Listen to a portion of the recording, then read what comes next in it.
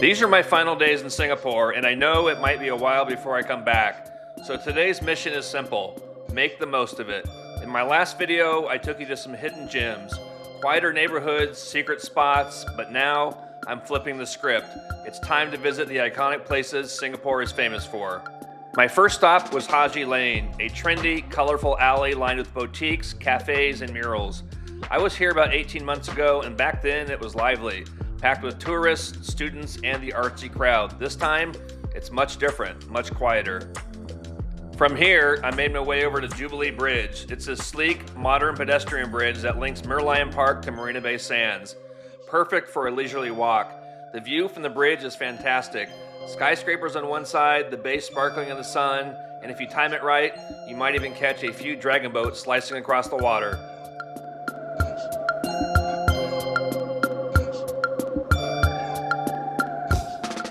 Then, just when I thought I had a handle on the layout, there it was, a canal, flowing calmly right through the center of the mall. And yes, real gondolas with actual gondoliers, rowing shoppers past stores like Zara, Din Tai Fung, and oh yeah, there's a Louis Vuitton just casually parked on the waterfront like it owns the place. It felt like I stumbled into some luxury-themed amusement park, part Venice, part sci-fi, part shopping therapy. I didn't ride the gondola, but I stood for a while watching people float by, sipping lattes and filming their own content. It was a whole scene, extravagant, a little ridiculous, and 100% entertaining. Feeling a little adventurous, I decided to try my luck at the casino, but I hit a snag. If you're a foreigner, you must show your passport to get in, no exceptions. And guess where mine was? Yep, safe and sound at the hotel. Rookie mistake. Back to Suntec City. That's when I stumbled across a pop-up shop selling mystery boxes. You don't know what you're buying until you open it. What caught my eye wasn't the toys, it was this one guy absolutely determined to game the system. He was shaking, rattling, and mentally weighing each box, totally focused. He saw me, gave a nod, and kept going. He was in his own world. Honestly, I was rooting for him. After that little show, I jumped back on the MRT and headed to Orchard Road, Singapore's shopping heaven. Even if you're not buying anything, it's worth visiting just to soak in the energy. Malls stretch for blocks, all connected underground by endless tunnels.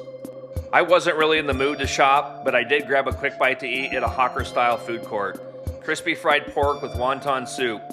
No video footage, but trust me, it hit the spot.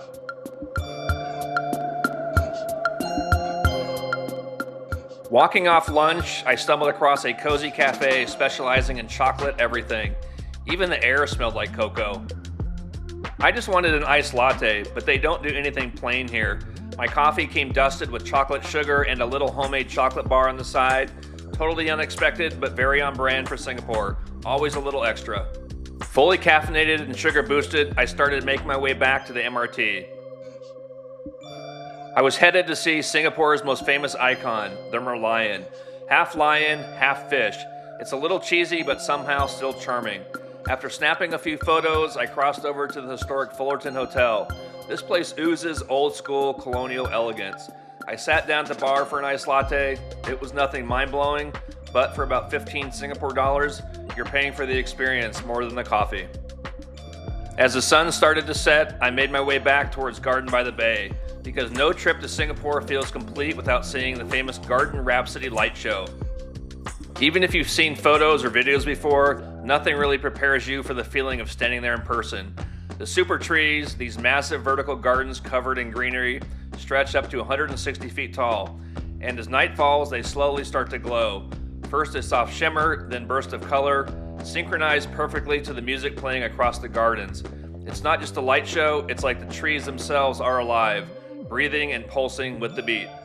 I found a spot right in the center, laid back on one of the curved benches, and just looked straight up, surrounded by glowing tree trunks.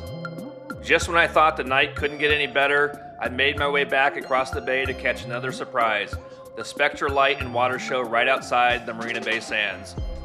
Imagine giant fountains shooting water high into the night sky, lasers slicing through the mist, colorful projections dancing across the spray, all perfectly synchronized to a booming soundtrack.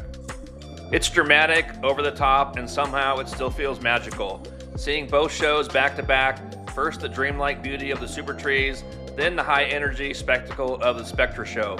It was honestly the perfect way to end the night. two totally different vibes, but each one left me standing there, smiling, thinking, this is why I travel. By now, I'd walked nearly 18,000 steps through humidity that felt like I was walking inside a sauna. My body was about to give up, but before heading to my room, I caught up with a group of dancers practicing in front of a mirrored wall. Totally casual, no crowd, just them working on their moves. Just one more thing, it's time for my now traditional post-adventure orange juice. Next morning, fueled by a little optimism, I returned to my favorite love-hate boba shop. I tried one last time to convince them to give me extra toppings. Once again, denied. Now the Singapore night safari. I shared part of this journey during my recent short I posted. Here's the other piece. If you're heading to the safari, here's how easy it is. You take the MRT to Khatib, walk outside, and hop on the dedicated shuttle bus. It's cheap, quick, and way easier than catching a cab. Even after a few missteps, like being denied at the casino and my underwhelming visit to Lady M, Singapore still had a way of redeeming itself. The cake I bought, it was beautiful, pricey, and honestly, just okay. One of those experiences that looks better on Instagram than tastes in real life. The whole thing, the attitude, the overpriced slice, the vibe, it just kind of fell flat. And my last morning, there was nothing major planned. No big finale, just a quiet moment and a little space to reflect. And sometimes that's enough. Because in the end, Singapore didn't need to impress me with one last grand attraction. It had already done its job in its own slick, stylish, and sometimes surprising way. This trip was a reminder that sometimes travel doesn't always go according to plan, and that's okay. The missed casino opportunity, the cake experience that fell flat, the boba battles, and the retreat from Little India because of the intense heat. That's all part of the story. Singapore left me with memories I didn't even realize I needed. For the next trip, it's time for a change of pace, a new country, a new adventure, and a very different kind of energy. Subscribe and stay tuned.